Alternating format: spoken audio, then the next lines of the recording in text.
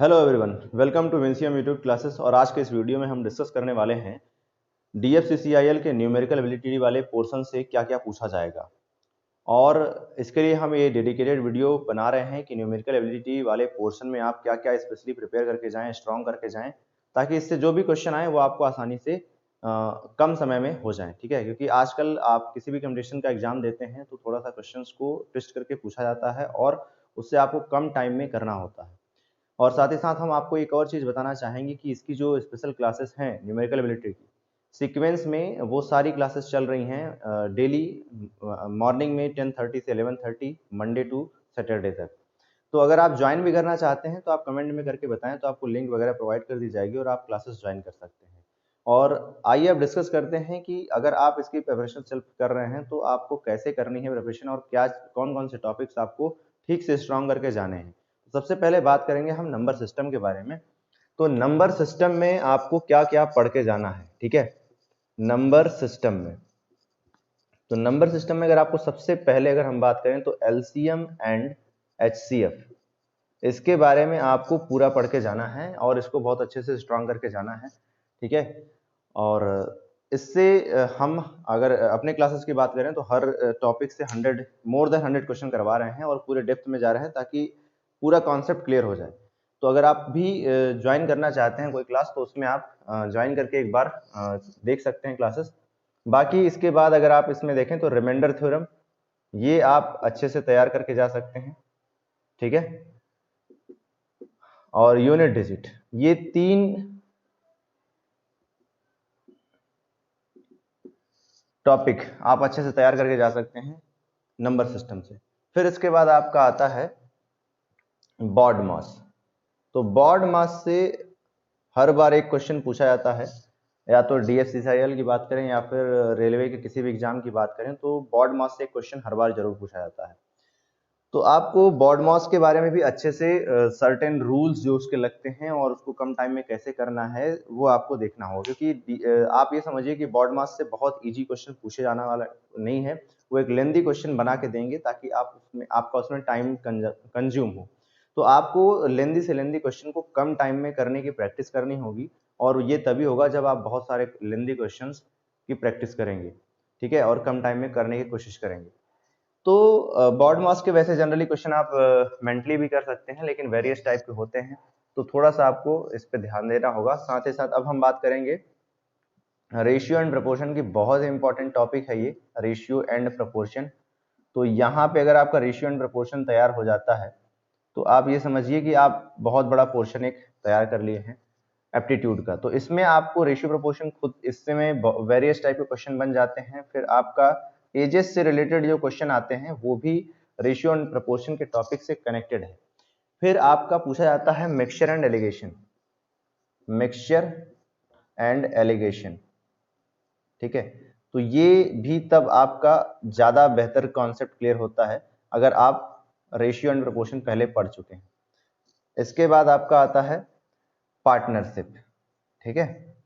तो पार्टनरशिप, इसके भी आप क्वेश्चन अच्छे से प्रिपेयर करके जाएं ताकि इस किसी भी तरह का कोई क्वेश्चन, पार्टनरशिप का एक ऐसा टॉपिक है कि इससे हर बार हर एग्जाम में क्वेश्चन पूछा ही जाता है। तो पार्टनरशिप बड़ा ही इंपॉर्टेंट एक पोर्शन है न्यूमेरिकल एबिलिटी का। फिर अगर हम बात करें कि आपको और क्या प्रिपेयर करना होगा तो परसेंटेज।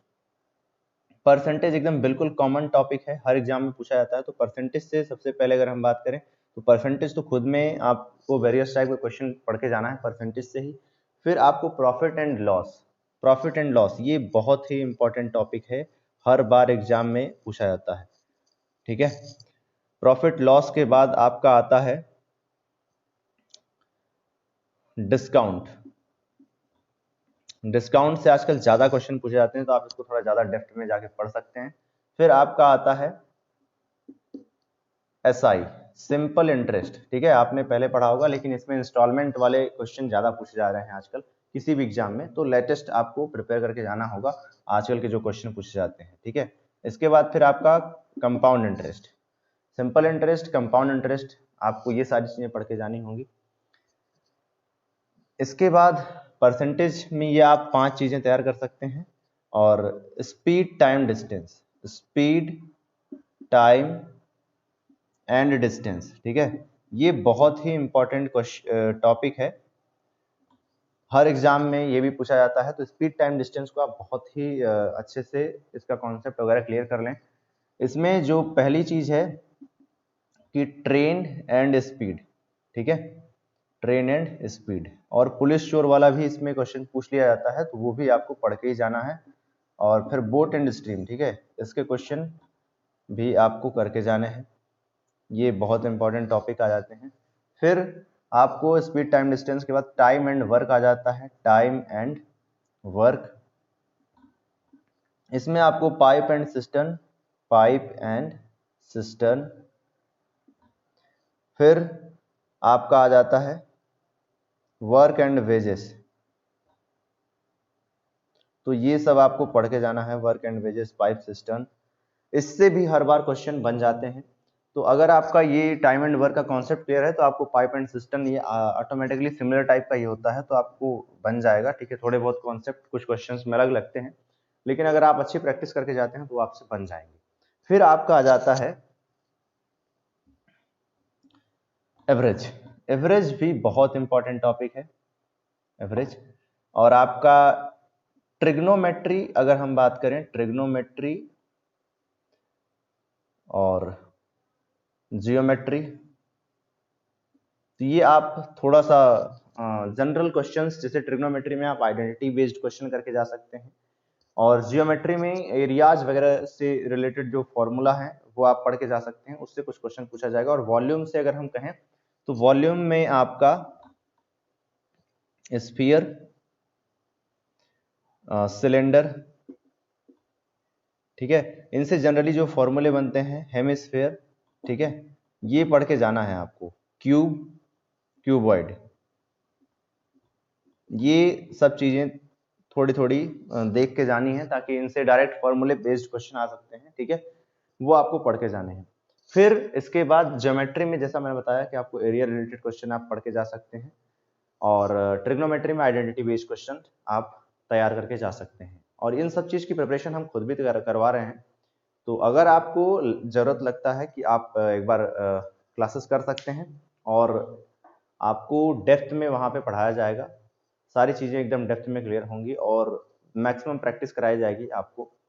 तो एक क्लासेस करने का एक बेनिफिट ये भी हो जाता है कि आपको थोड़ा सा कहीं से अटेंशन किया जाता है, ध्यान दिया जाता है आपके ऊपर, और आप फिर उन सब चीज़ों को एक प्रॉपर वे में करते हैं।